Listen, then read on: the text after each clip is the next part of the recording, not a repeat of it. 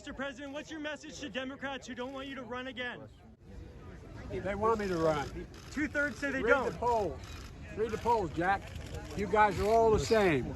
That poll showed that 92% of Democrats, if I ran, would vote for me.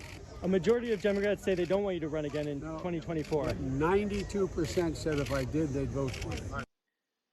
Gallup poll, December 17, 2020. 31% of Americans identify as Democrats, 41% as independents, only 25% as Republicans. Think about that. But later, that's another subject. 329.5 million in the United States.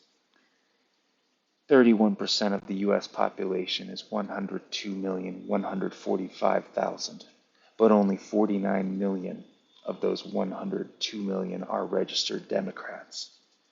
92%, Mr. President, 92% of 49 million comes up short to beat the Republican nominee. 92%, President Biden, is 4.5 million votes fewer than 100%. And remember, in 2020, you won the popular vote by only 3 million. 92% is 50% greater than the difference of the votes that came in for you in 2020.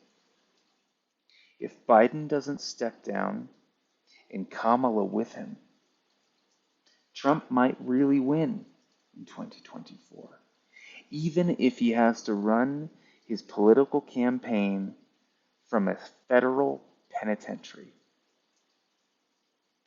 And of course, he's not going to step down. He's a stubborn old goat. We don't elect presidents via popular vote. We have the Electoral College. Still, you get the idea. It's a big fucking spread. And I don't think we'll get Kamala as our nominee. And I believe that's why liberal media is refusing to speak about this. They know they can't put forward Kamala Harris. President, thank you so much for having me here. You were on a plane when the Supreme Court overturned Roe versus Wade. I couldn't believe this photo, dude. It is fucking unreal how uncharismatic she is. What do the American people want right after their civil rights are overturned? Me in a private jet looking pensively at a widescreen TV. The highest ranking woman ever elected in U.S. history. What was going through your mind at that moment?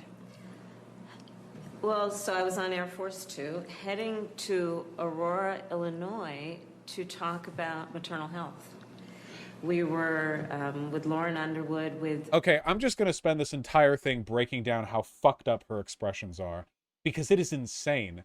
It's like, what's the opposite of like a media coach? I feel like there's a degree of gravitas here that is missing. Like, it's just very strange the way that she leads into this, you know?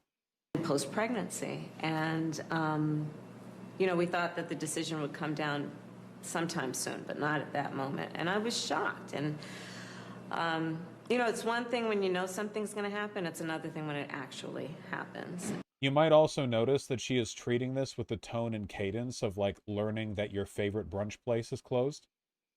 Yeah, I was going with some friends, and we went down there, and then when we realized they had closed down, and we were shocked. I knew they were moving, but, like, yeah, it's genuinely, like, sociopathic.